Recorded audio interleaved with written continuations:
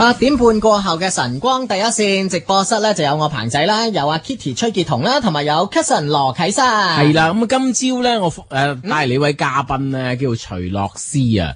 咁佢咧好樂思會啊，係啊，咁佢咧就係一個女電單車手嚟嘅。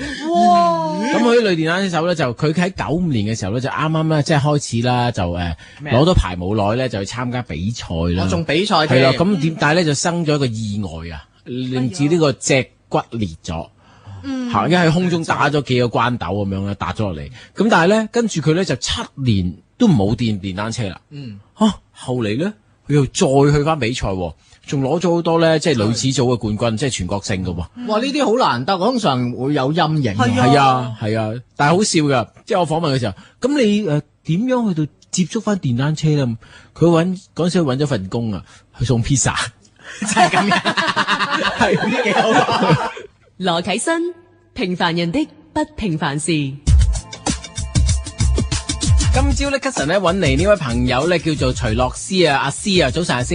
早晨啊，阿思咧其實就係一個電單車手嚟㗎嚇，我一睇見你，哇一揸履歷，你都贏過好多唔同嘅錦標啊嚇。最勁嗰個咧講出嚟咧嚇他人嘅係邊一個啊？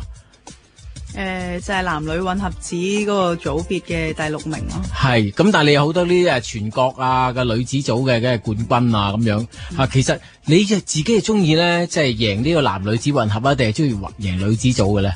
其實中意贏男女子混合賽嘅組別嘅時候，仲開心過贏女子組嘅冠軍。係嚇，因為女仔第一就未必係好勁啦，第二就係其實即係鬥車嘅女仔唔係咁多啊嚇。係啊嚇，咁阿思，你幾時開始咧對電單車產生興趣嘅咧？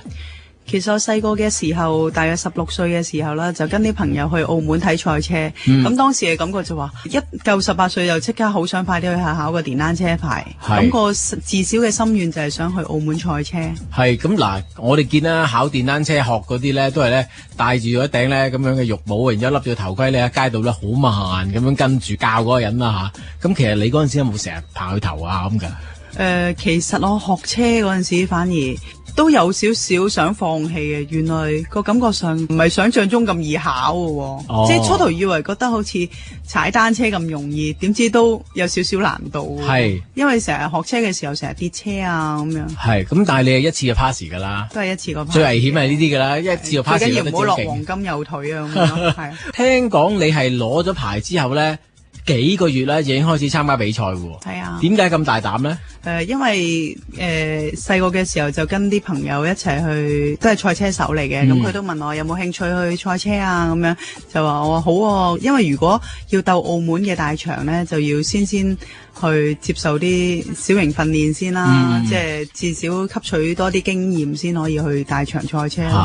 咁你嗰陣時去參加啲咩比賽？嗰陣時去參加80cc 同埋125cc 嘅香湖賽事啊！嗰啲真係好笑喎，80cc 可能即係好似好細部啊！你見到去菲律賓啊嗰啲人咧，坐唔到車嗰啲嚟嘅啫喎。係啊，細部。係咁，但係咧你自己咧考到牌咧，好似就已經買一架烈火戰車咯。係啊，咁就儲錢就買咗架烈火戰車啦。幾多 cc 跟住嗰陣時係250cc 嘅。我記得第一日出車嘅時候就載住我嘅女老闆娘去赤柱。咁第一日攞牌就載人啦，都好驚啦，同埋赤柱又唔識路啦，咁樣都幾開心。烈火戰車坐後邊嗰個咧，真係好尷尬喎。嗱，你又趴咗喺度啦。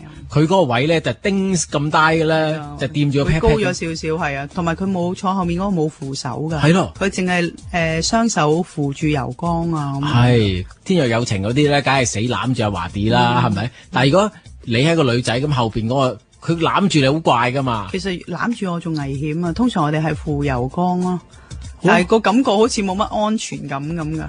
係嚇，所以呢烈火戰車其實係咪應該唔好坐人車嚟嘅？係啊，通常都係最好自己單騎就好啲咯。係咁，但係去到你玩呢個電單車嘅時候咧，係幾時開始咧？你就出咗意外？都係95年嘅時候咯。嚇！我記得第一次膝頭哥掂地啦，我哋俗稱叫磨包啦。係。飛貴磨包，咁就我記得喺個彎嗰度越落越低，哇，個膝頭哥可以掂到地下啦，好興奮好 high 嘅時候，咁好想哇越揸越低，越揸越快咁樣，跟住後尾唔小心就炒咗車，咁就凌空打咗3個關斗，跟住跌落地下。咁嗰陣時咧就唔記得帶脊板啊，所以咧個脊骨嗰陣時裂咗骨。哦，即係而家我哋見到嗰啲就係爛晒啲嘢啊，有陣時個頭盔後邊有一嚿嘢走咗嚟，令到佢更加流線型啦。然之後又有脊板嘅，係啊，我哋保護自己。喂，但係帶咗啲裝備咧，其實係咪即係冇咁靈活㗎？係啊，會冇咁靈活啊！我自從嗰次受完傷之後咧，我每次都一定無論練車又好，或者賽車嘅時候又好，我就一定會帶脊板。會唔會有啲高手咧？佢淨係唔帶嗰啲嘢嘅？有㗎，有好多高手唔帶㗎。因為嫌阻住自己。慳得一秒得一秒係啊。咁磨包咧，你知個速度好高嘅時候咧，你就可以利用個離心力瞓到低啊。但係個膝頭哥掂同唔掂個地咧，係點樣決定嘅咧？但其實咧，磨包膝頭哥掂地咧係慢咗㗎。慢咗。係。即係。